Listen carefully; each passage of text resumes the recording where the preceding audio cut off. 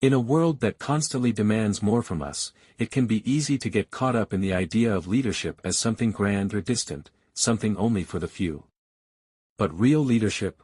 It is about taking responsibility, making tough decisions, and inspiring those around us every single day, in the small moments and big challenges alike.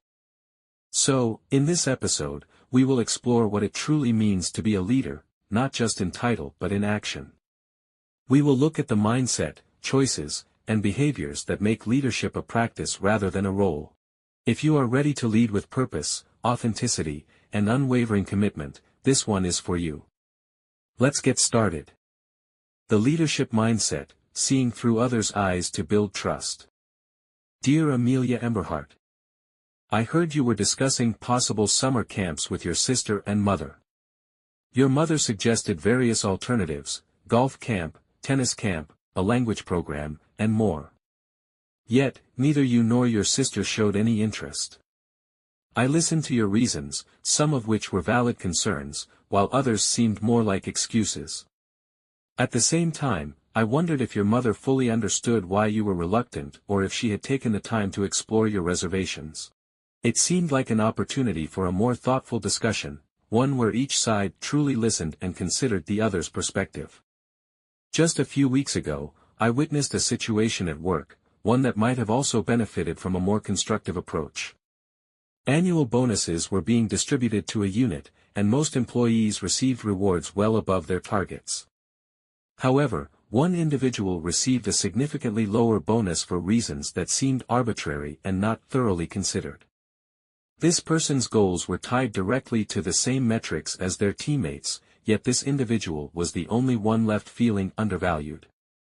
I could tell this person felt a deep sense of injustice. It was a stark reminder of how essential it is to treat people fairly and to see decisions from their perspective before acting. These situations made me reflect on the lessons from The Magic of Thinking Big by David Schwartz, particularly the chapter on how to think like a leader. Here are some key insights that could have helped in both scenarios. How to think like a leader. Trade minds with the people you want to influence. Before making decisions, ask yourself, what would I think if I were in the other person's position? Seeing the situation from their viewpoint fosters understanding and prevents unnecessary frustration or resentment. By actively considering the emotions and motivations of others, leaders build stronger connections and make more informed choices that benefit everyone involved. Apply the "Be Human" rule. The best way to handle conflicts or disagreements is with empathy. Always ask, what is the human way to handle this? Treat others the way you would like to be treated. Fairness and kindness go a long way in building trust and respect. A compassionate approach fosters open communication, making it easier to find solutions that satisfy all parties. The best leaders make decisions not just with their minds but also with their hearts, ensuring that their actions align with their values and principles. Think progress, believe in progress, push for progress. Leaders inspire by encouraging growth and maintaining high standards. Whether at home, work, or in the community, progress should always be the goal. A good leader sets the example for others to follow. This means continuously seeking ways to improve, learning from past mistakes, and motivating others to strive for better outcomes. Instead of seeing obstacles as barriers, leaders view them as opportunities to innovate and grow. By fostering a culture of progress, they create an environment where people feel valued, empowered, and driven to achieve their best. How could these situations have been handled better? For the summer camp discussion. Amelia and sister. Instead of rejecting the ideas outright, you could have shared your interests and proposed alternative options that excited you.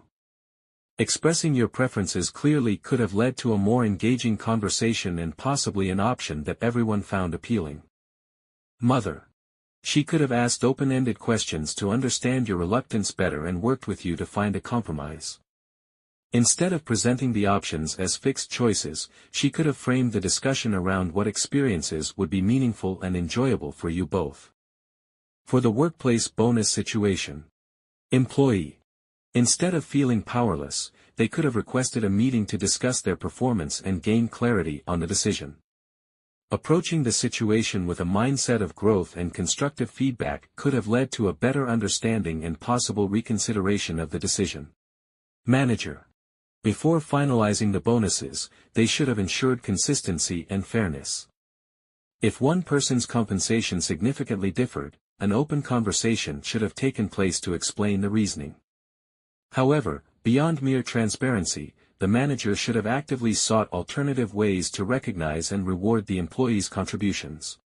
Even within corporate limitations, there are creative approaches, offering additional professional development opportunities, granting more visibility in leadership meetings, or even advocating for a special acknowledgement within the company. Instead of hiding behind rigid bonus structures, a great leader pushes for fairness and finds solutions that balance both company policies and human decency. By trading minds with the employee, showing empathy, and pushing for meaningful progress, the manager could have transformed a moment of perceived injustice into an opportunity for motivation and loyalty.